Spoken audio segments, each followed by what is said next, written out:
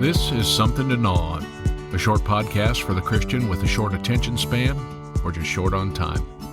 Designed to give you something to mentally or spiritually chew on throughout your day, a Bible study in bite-sized form, if you will. This episode is Dad and Cars, 3 more stories from a dad. Before we begin, I have a few details about upcoming events. Next week, I'll be returning to the series Handling Conflict, King David Style, and we'll be covering the relationship between David and Michal. The more I study, the more I'm amazed how I've missed so many details of this story over the years. There's some timeless truth in this study in what may very well be the only spousal argument or fight in the Bible, and it's a dandy. Fit for Netflix or any Wives of Beverly Hills drama, but some great lessons to learn and apply. So be ready for that next week. Also, I've never intended to make this podcast an interview style, or at least at its core, not an interview style. But there's one guy I've been wanting to interview and share his incredible story. That's in the works and will be coming out most likely in mid to late July. I'll keep you posted as we get closer to that date. All right, enough of the commercials. Let's dive into some more stories from my dad. Story number 1, Belated Confession. Confession is good for the soul, right? So, I need to confess something I did 58 years ago this month. 3 significant things happened on the same day.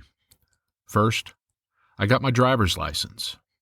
Second, I was given permission to drive solo the 15 miles to church in Seattle.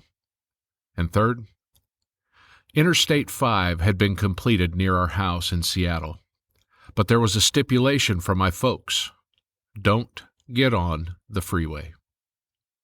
Even though I was going to church, the need for speed led me to an act of disobedience.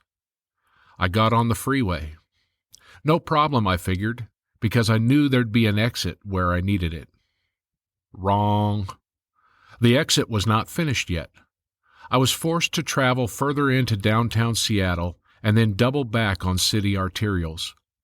After church, I found an I-5 on-ramp and was headed towards home. Home free, right? No. I ran out of gas. Busted. The Seattle Times the next day carried a cartoon I'm posting, and I'll be posting it on the Something to Gnaw On Facebook page for you to look at your convenience. But for now, back to the story. I've always suspected someone had seen me on the side of the road with a gas can, and Mom couldn't resist putting it in an album of my youthful achievements. Now that my conscience is clear, I can go to bed and sleep. Good night, all. Story number 2. Don't be surprised if your car won't start. By the time I had parked my car at the viewpoint overlooking the Columbia River, I was boiling over. Me, not the car. I didn't plan on getting back into the car until I had decided whether it was time to quit the church I was pastoring. Confession is good for the soul, and I admit to being ready to throw in the towel with attitude. I was hurting and angry. So there I sat high above the river, rehearsing the events that had brought me to this moment. Sunshine and beautiful views of the Columbia River and Mount St. Helens failed to lift the dark cloud above my mind. Ultimately, I reached a decision. I would go home and write my resignation letter. God didn't interfere with my pity party until I went back to the car. He did so through a series of God coincidences that ultimately brought me to my senses. Turning the ignition key produced nothing but a click. Quick inspection revealed that the battery was still good, but apparently the starter had given up. I was 5 miles from home. There was nothing to do but start walking down the highway. They didn't have cell phones back in the olden days. By the time I was halfway home, my plan had begun to unravel. With each step, it seemed God was saying, "You need to stay at your post." So I played the "let's make a deal" card with him. If you want me to stay, please have Brother Hendricks drive by and pick me up. I smiled because I knew I'd gotten the best of him. Brother H worked day shifts at a mill in a nearby city and wouldn't be coming my way for 3 more hours. Just then, a small pickup truck flashed by at 70 miles per hour. Suddenly it slowed, pulled over to the shoulder, and backed up to me. A ride home, I thought. Relief turned to disappointment when I realized it was Brother Hendricks. I accepted his offer for a ride, but told him I was puzzled as to why he was on the road at 2 in the afternoon. I had a dental appointment, so I took the afternoon off, he said. Of all the days, I thought. Once home, I still wasn't willing to accept the obvious. The car's failure to start and Brother Hendricks' roadside rescue were too coincidental to be a coincidence. Apparently God was saying no to my plan, and I was not thrilled. I even tried to convince myself that both events were simply coincidental. But God had one more coincidence to make himself abundantly clear.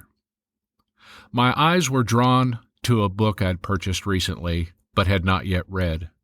The title said something about the will of God. I have since forgotten both the title and the author. So I read a chapter or two. Imagine my astonishment when these words leapt off the page before me. Quote, "If you decide to get out of the will of God, don't be surprised if your car won't start." It was clear that God was performing an intervention on me. I was in the hot seat, but while there was a sense of rebuke, I felt no condemnation. Love and mercy seemed to permeate the entire encounter, and to my mind, God must have smiled humorously. I did too. I've always found his humor to be endearing, for loving kindness motivates it. After settling the matter with God, I found a ride back to my car, inserted the key into the ignition, turned it, and the car started immediately. In fact, it never failed again. The starter did not need replacement after all, and neither did I. Story number 3, How I Got My Muscle Car. I really wanted a new car. We'd been driving an older brown Chevy for a number of years while pastoring a small church. Frankly, our income would not allow for purchasing any car, much less what I would have liked.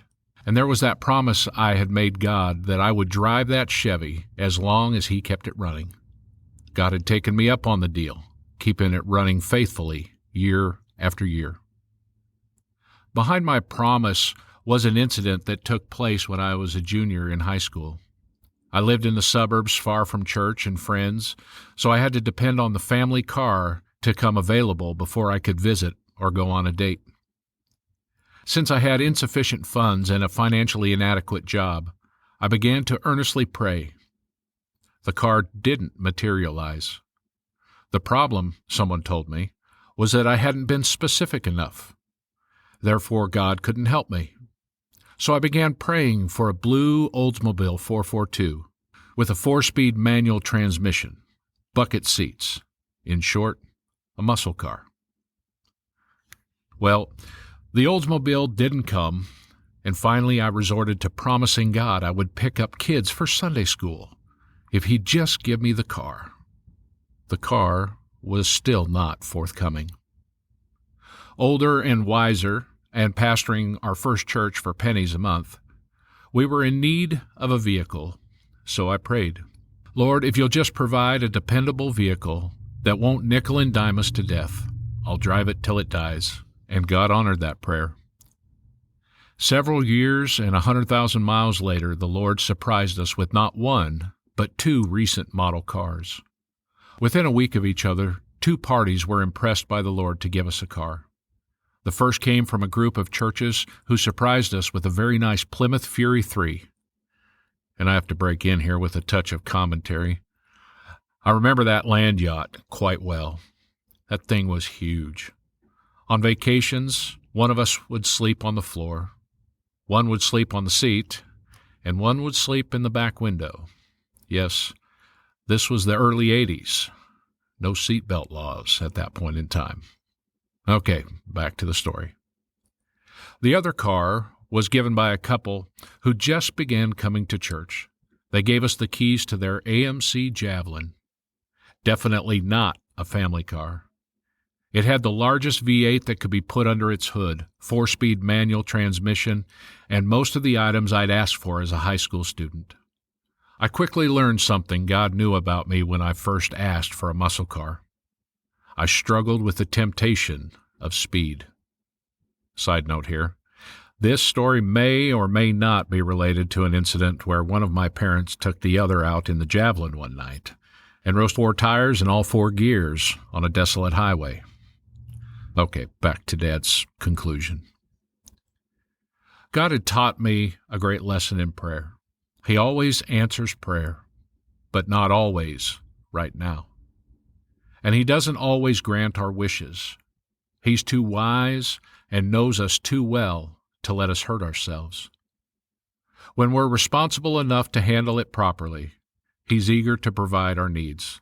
He also knows when a gift will be an idol in our life, when a gift overshadows the giver in our hearts. Oh, and He also sees through our manipulation. And that would be the end of Dad's stories for this episode. You know the beauty of a podcast? For the most part, I never have a clue who's tuning in. So whoever you are, wherever you're from, and whatever you're going through, I hope you're a bit humored by my dad's stories. But hopefully there's a touch of sage wisdom in there to give you a shot in the arm that you need to deal with what's in front of you right now. There's no doubt that God sees you. He's well acquainted with your situation and the proper path to take. Dig in and get close to Him. He'll guide you. Let me leave you with a golden verse out of Psalm 32. It's verse 8, and it reads like this, quote, "The Lord says, I will guide you along the best pathway for your life. I will advise you and watch over you." That's out of the NLT. I also like how the ESV and a few other translations have translated that last line, quote, "I will counsel you with my eye upon you," end quote. Charles Stanley, who incidentally passed away this last month, was an incredible preacher, and we've lost a great one.